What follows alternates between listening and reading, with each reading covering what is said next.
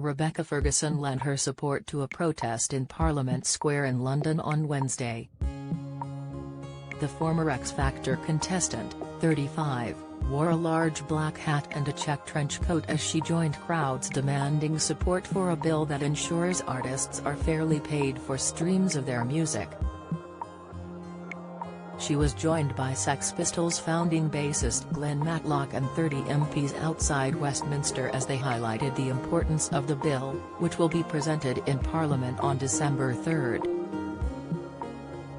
The bill, published on Wednesday, is backed by the Musicians' Union and the Ivor Academy for Songwriters and Composers, and sponsored by Labour MP Kevin Brennan. It would introduce a right to equitable remuneration for streaming income, where performers have a right to receive a share without reference to their label contracts. The bill's central aim, according to its supporters, is to ensure performers and composers are properly remunerated, by placing the treatment of revenue gained from music streaming services onto a common footing with the treatment of revenue gained from other sources. However, the British Phonographic Industry, BPI, the UK Independent and Major Record Labels Association, said the bill completely misunderstands today's music business and would bind the sector in red tape.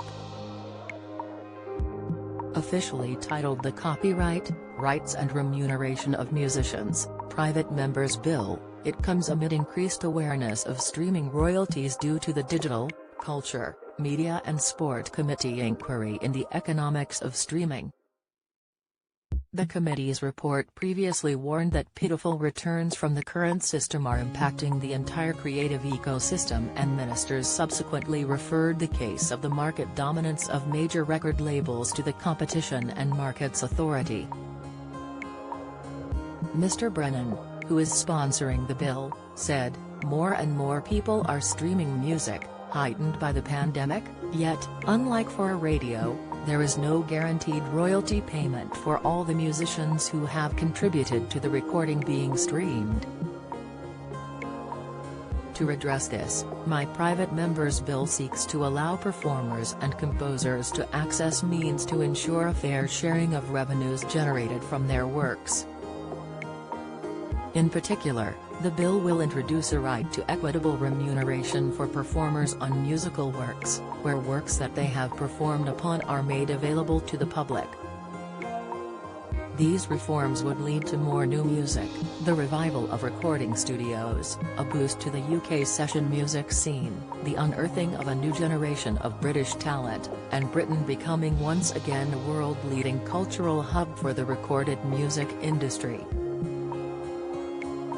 The Deputy General Secretary of the Musicians' Union, Naomi Pohl, said, "The domination of the major music groups in the streaming market is clear.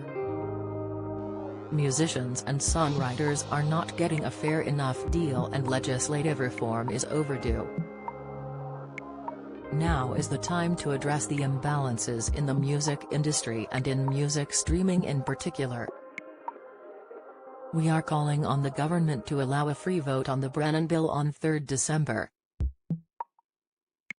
Members across the House of Commons have already voiced their support for the bill, showing the depth of bipartisan commitment to fixing streaming to ensure performers are fairly paid for their streamed music." Grant Davis, chief executive of the Ivor Academy, said, "On behalf of songwriters and composers, our thanks go to Kevin Brennan and MPs from all parties who understand that Britain's place as a cultural powerhouse rests on investing in people that actually make music. The growth of the streaming market has diverted too much wealth to multinational record labels at the expense of music makers. These market distortions must be fixed in order to grow Britain's enviable music sector." However, a spokesman for the BPI said in a statement, this bill would bind British music in red tape, reduce income for the most entrepreneurial artists, stifle investment and innovation by record labels, and disproportionately harm the independent sector.